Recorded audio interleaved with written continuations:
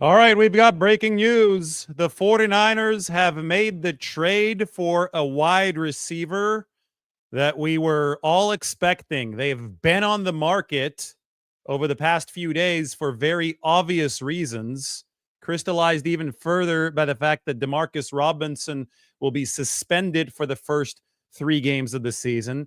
That is news. This is also news. Skyy Moore is headed from the Kansas City Chiefs to the San Francisco 49ers. I'll tell you a little bit about Skyy. I'll tell you about the 49ers' vision here, although I think on the surface level it is quite obvious.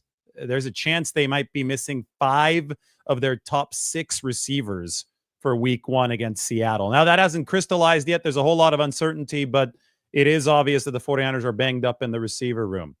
But Skyy Moore is fast right off the line of scrimmage. 1.46 10-yard split is extremely elite. The other metrics aren't great for Skyy Moore. He hadn't put up great numbers with the Kansas City Chiefs, but this is a 6-7 pick swap, according to Ian Rappaport. So the 49ers aren't spending a whole lot, and they're also able to get a receiver who only costs $1.5 million against the salary cap in 2025. This is the final year of Skyy Moore's rookie deal.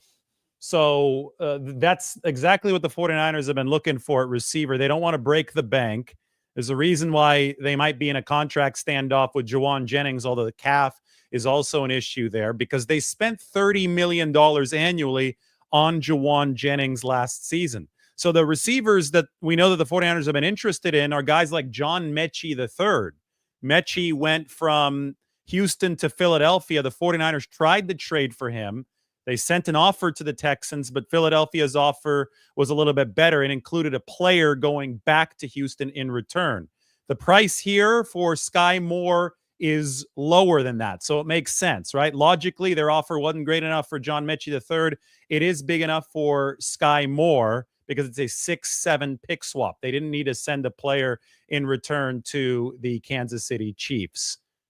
Also, it would have been $1.8 million for John Mechie III on the 2025 salary cap. This is $1.5 million on the salary cap for San Francisco. So it's a cost-efficient add, and we're going to take a look at his spider chart right here. The spider chart is also cheaper than the other trade that we saw, the Devon Vele trade for the New Orleans Saints, between the Broncos and the Saints. That was a 4th-round pick in 2026 and a 7th-round pick in 2027. This is simply a pick swap for the 49ers, moving down from the 6th round to the 7th round for Skyy Moore. I want to show you guys the spider chart to illustrate the type of athlete the 49ers are getting here, the pluses and minuses, and then we'll go through some of the statistics. We'll talk about Skyy Moore's time in Kansas City and really take the data that we have and apply it to the 49ers' needs right now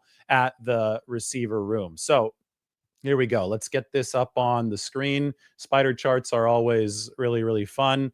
This is Skyy Moore's. You can see here that he's really, really good at a couple things and not very good at other things. But where he's good, the 40 was fast for Skyy Moore, right?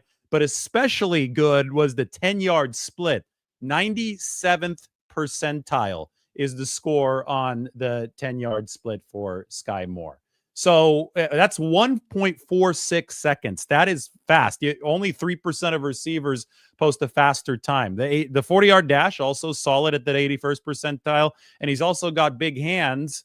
But then outside of the broad jump, everything else is below average. And Kyle Shanahan normally will like receivers with a good 3-cone time. He'll normally like receivers with a good 20-yard shuttle time. And if they don't have either of those two things, well, he'll want some height. You don't have that with Skyy Moore, who's only 5'9", who didn't run a good 3-cone, doesn't have great short area quickness, but you do have elite burst off the line of scrimmage. Okay, that's the key here. And listen to the 49ers' biggest problem last season. Dead last in average separation at the time of catch or incompletion. They did not separate last year. Brock Purdy was fine against zone coverage. He was not fine against man coverage. That is not Brock Purdy's fault. that is the fault of the lack of separation. So fast forward here into 2025. 49ers obviously hope to get year 2 Ricky Pearsall. He's been looking awesome. He's the one of the 6 top receivers who's actually healthy right now and available for the 49ers. Because Demarcus Robinson, by the way, that suspension did come down. So the 49ers on Robinson's side, there's an appeal happening there from Robinson's side. So the 49ers are hoping that it's going to be shorter than 3 games, but it very likely is going to be 3 games. So that's yet another receiver who's not going to be available at the start of the season.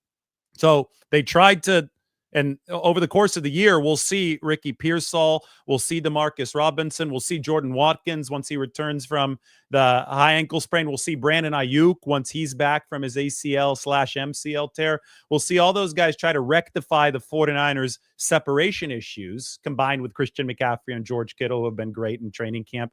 But the one thing that the 49ers are truly, truly still missing is just that crazy burst off the line of scrimmage right at the snap that causes defenses and cornerbacks and safeties to take either a step or 2 back, or at least lean backwards a little bit.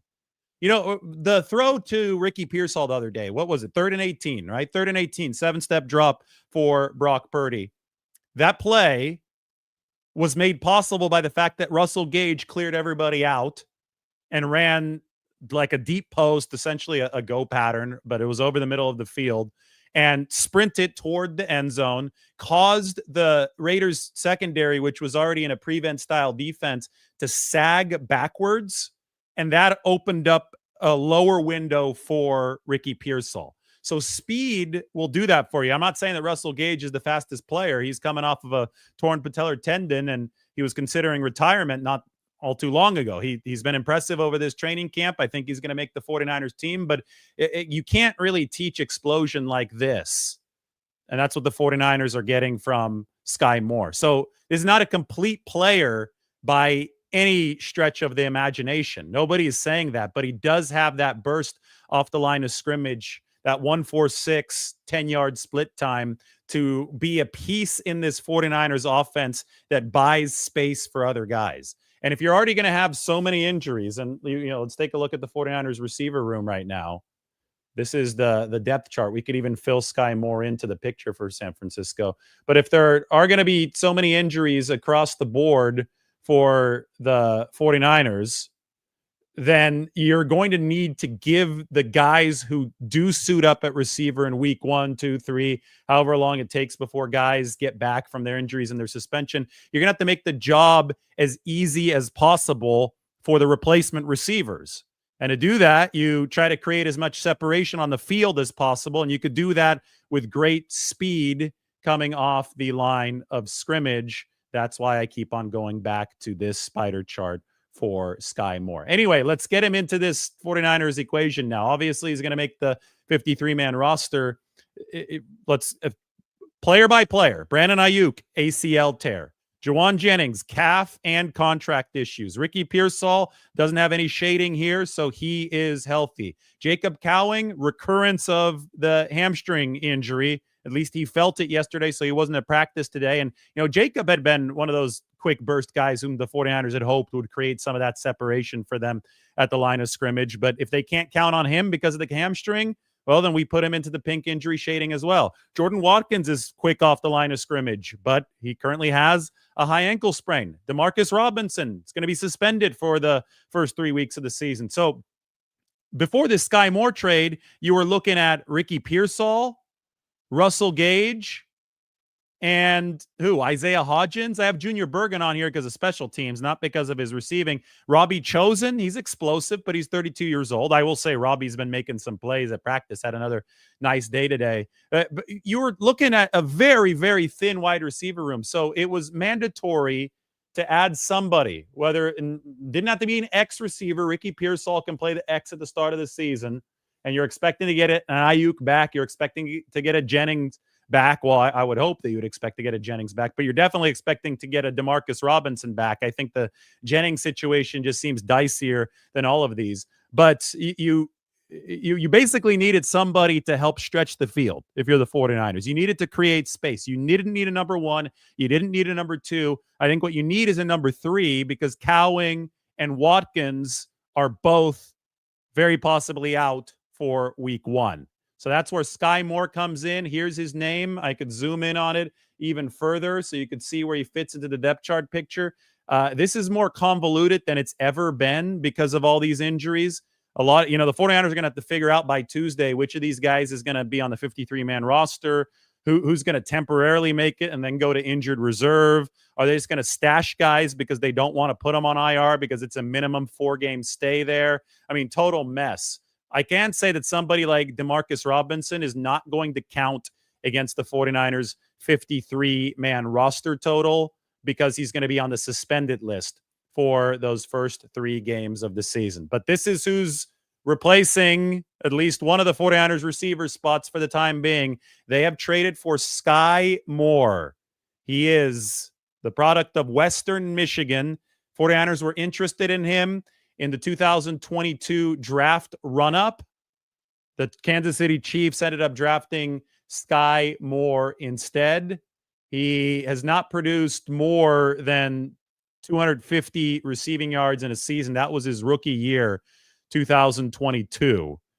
The first 2 years were solid for Skyy Moore. He was a complementary weapon. He was used by the Chiefs in a similar way that the 49ers plan to use him now, as that speed burner threat to open up other guys. And then he didn't play as many games in 2024, only 6 games for him in 2024 with no catches, was targeted only 3 times. So obviously the Skyy Moore experience in Kansas City ran its course. Still just 25 years old. 49ers hoping that this final year of his rookie contract can help them get through the weeds at receiver. Again, they did not invest a lot here. This is a 6-7 pick swap for the 49ers to pick up Skyy Moore with that spider chart that I was talking about. So is this it for the 49ers? Are they going to make more moves? I don't think we should assume this is it. There have been so many more trades around the NFL than in prior years. It's picking up every single season. It's becoming much more common to see these swaps, especially since the roster cut down is coming on August 26th. So that's on Tuesday.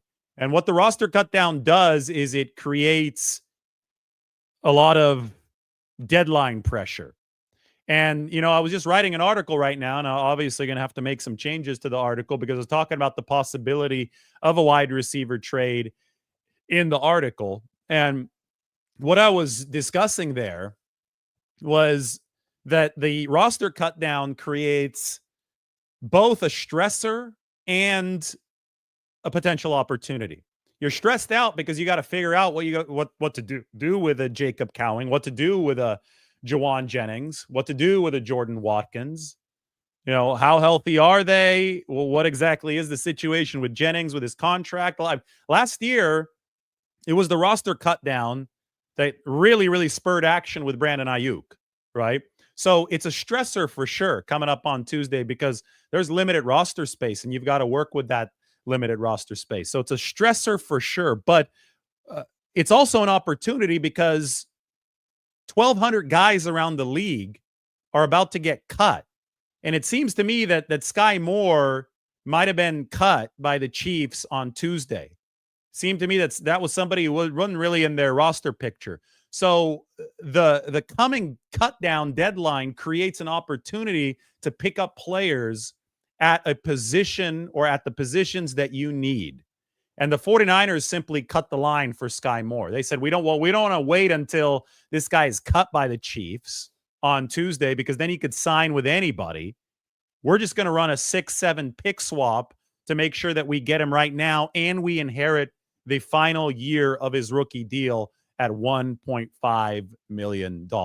So that's basically the 49ers logic of business here. And that's why there's so many more trades starting to happen right now, is because teams want to cut the line for players who might be cut themselves on Tuesday at the roster deadline. The pressure of this deadline to get your roster down from 90 to 53 is spurring movement across the league. Different teams have different needs. And I'll tell you that the 49ers need, obviously, is at that receiver position. They might not even be done at receiver. If they can find another value signing at receiver or another value trade at wide receiver, 49ers might make a move in that department as well. But it has been a decimated room for San Francisco so far. I'll answer some of your questions here. I know a lot of you is filing into the room. The 49ers have traded for wide receiver Skyy Moore, who had fallen out of favor in Kansas City, but did put on some productive explosion off the line of scrimmage for the Chiefs his first 2 years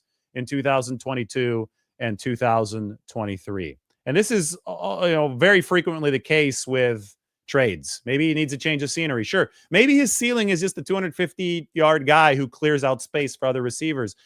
And that's fine.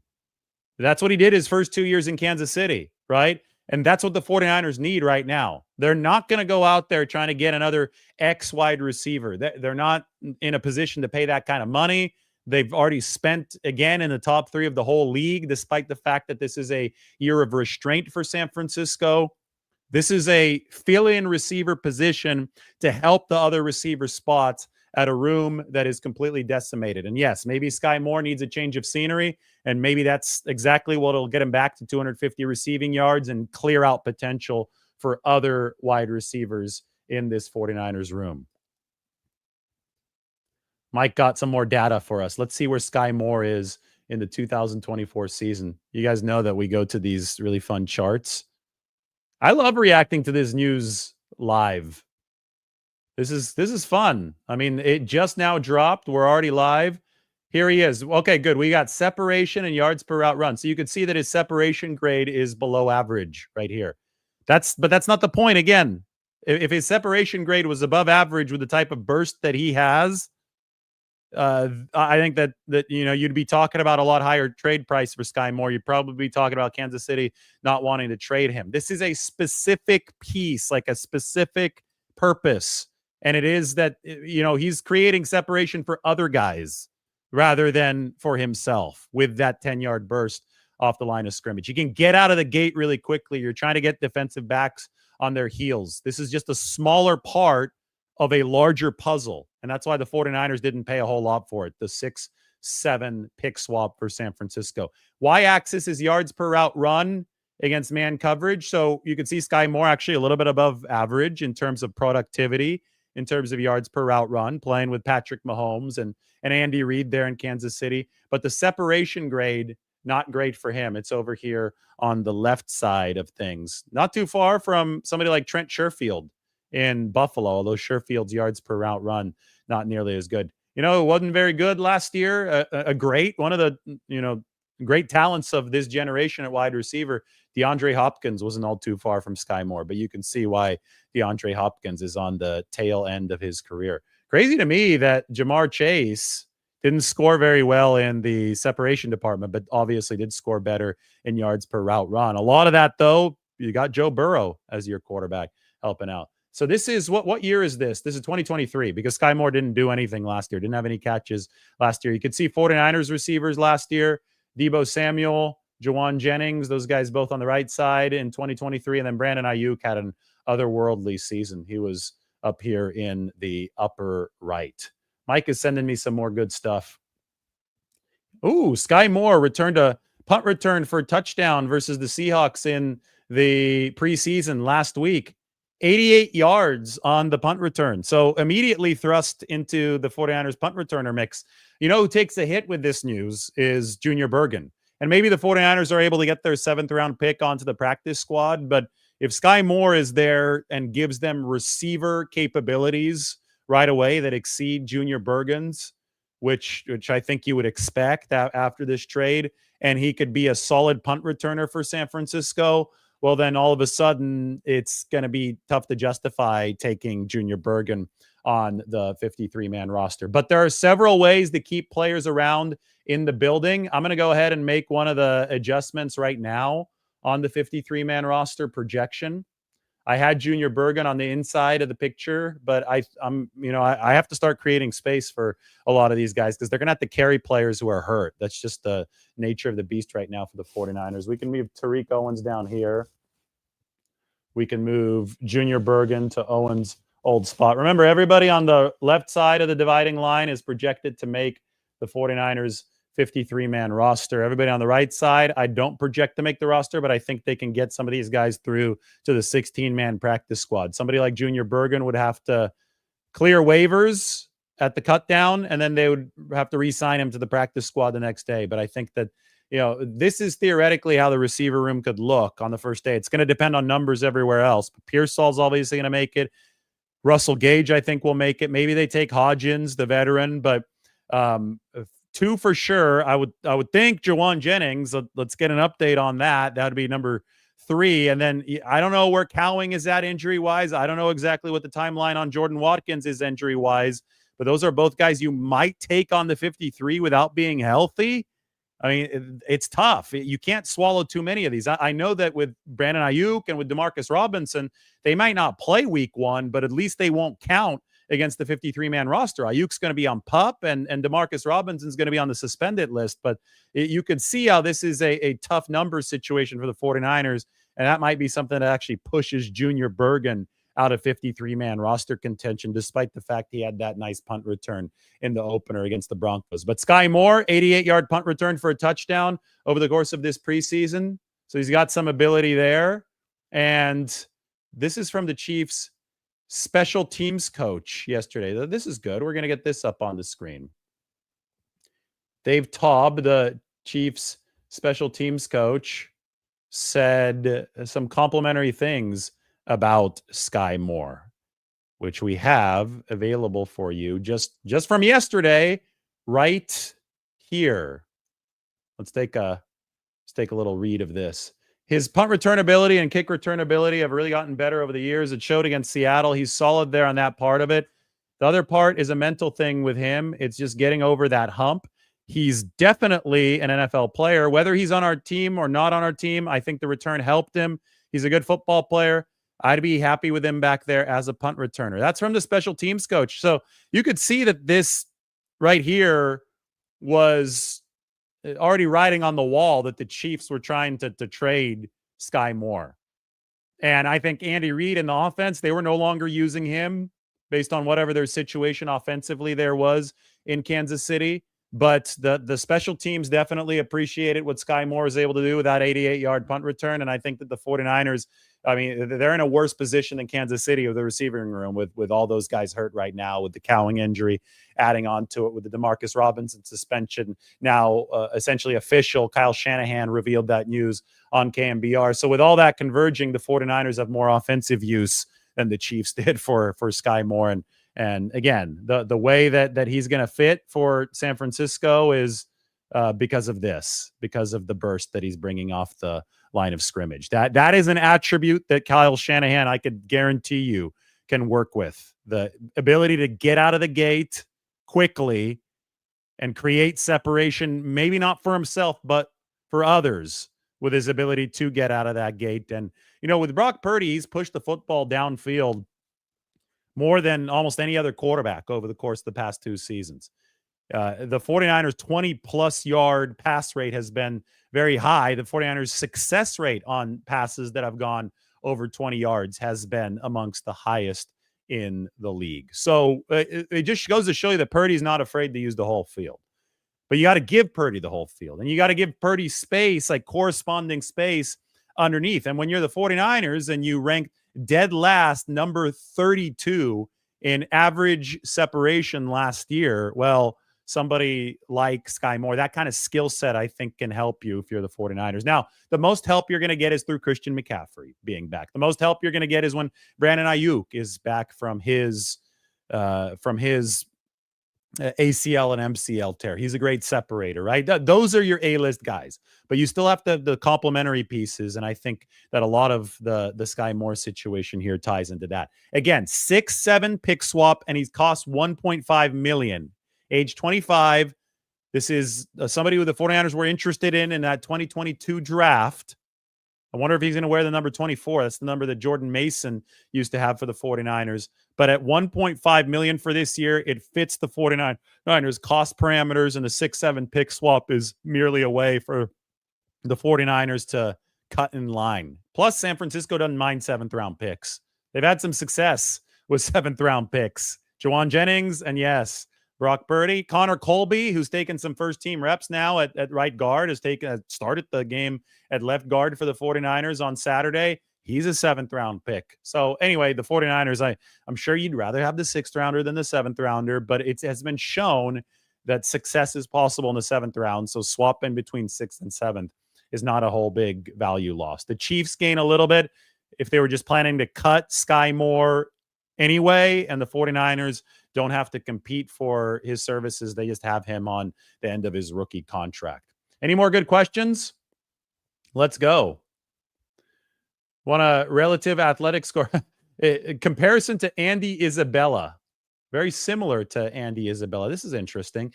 We also have a comparison to Deebo Samuel, although Skyy Moore is a much smaller player. I'm sure he's faster than Deebo Samuel, but he doesn't have the kind of size that Deebo brings to the table. That it's the size-speed combination that made Deebo so special here. Mike sent this to me, though. I think it's worth taking a look.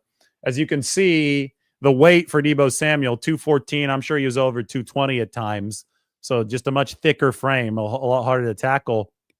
But the 4.41 140 with the 1.46 10-yard split. I mean, Deebo's 10-yard split is 1.60. And Deebo in his prime with the 49ers could really accelerate, right? It was the acceleration, though, combined with the mass for Deebo Samuel that made him truly special. Skyy Moore will never have that mass. But a 1.46 10-yard split, you could see how fast that is. It is elite. So is his 20. So is his 40-yard dash. He can move in a straight line. He could explode forward. The broad jump of over 10 feet. I mean, those are all excellent, excellent metrics. It is the change of direction. We call it the COD, right? The short shuttle, the 3-cone that is not good. That's been the limiting factor for Skyy Moore. But that's also not why the 49ers traded such a tiny bit of draft capital to get him. They want him because of the very quick explosion moving forward. And, maybe the short area quickness could be improving if we saw that punt return for a touchdown against Seattle. That's, an indicator that the guy can also move side to side, not just up and down the field. So everything definitely is making sense for the 49ers with this acquisition. It's one that we expected, right? Because the 49ers are so decimated in the receiver room. I don't know if we expected Skyy Moore in particular, but they were after John Mechie III, and now they finally have a guy to bolster that room. Mike is wondering if the 49ers wanted Skyy for his return ability over his wide receiver ability.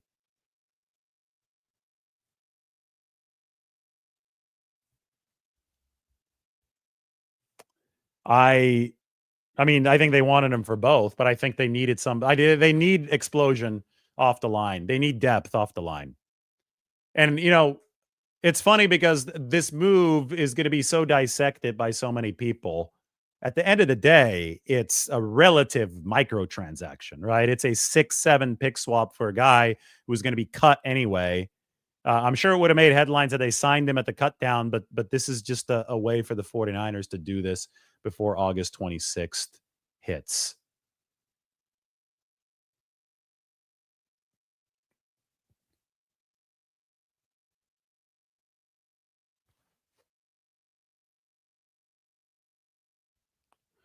No, this doesn't mean that they have to do anything with anybody else. If they want to cut Cowing, if they think that this hamstring situation is not going to go away, they're going to stash him on IR. They can do all that kind of stuff.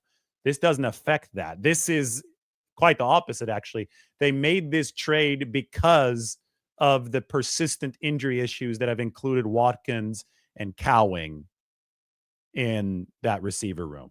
So the cause and effect is flowing the opposite way of what you're asking here.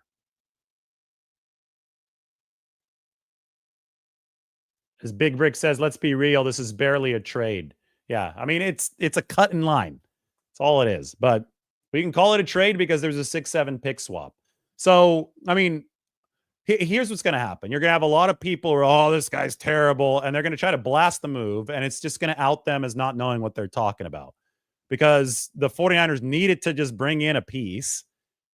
They needed to have that piece bring some attribute to the table that might give him some value within the larger picture of what the 49ers are doing.